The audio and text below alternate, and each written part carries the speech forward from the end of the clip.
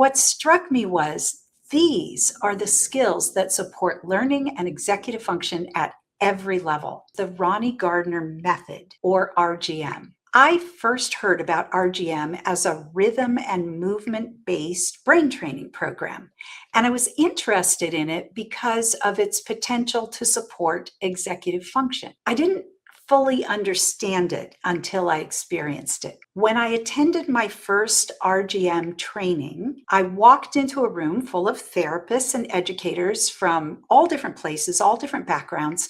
Most of us had never met before. And then we started doing the exercises. And here's what it's like.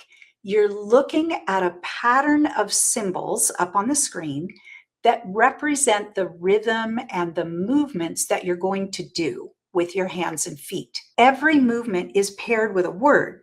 So you're moving and naming the movements in time to the music. On the surface, it actually looks pretty simple, but it is not simple. In fact, it is challenging enough that you have to stay mentally engaged. You can't drift or zone out. You have to pay attention. You have to coordinate your movements. You have to look ahead and adapt to changes and new patterns. You have to recover when you make mistakes. And believe me, everyone makes mistakes. What struck me was these are the skills that support learning and executive function at every level. And within minutes, people who had never met were laughing together and encouraging others.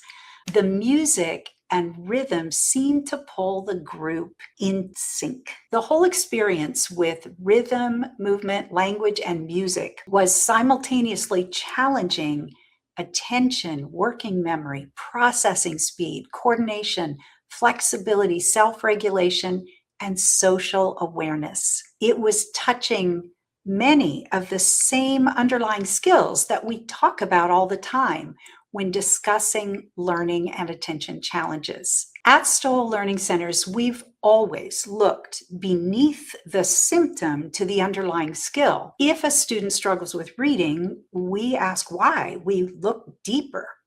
If a student struggles with attention, we ask why. If a student struggles socially, we have to ask, what is underneath that? Because behavior, learning, academics, and performance are based on a foundation of underlying skills. What fascinated me about RGM was that it appeared to stimulate skills across multiple levels of that foundation, with rhythm and timing being at the very core of it.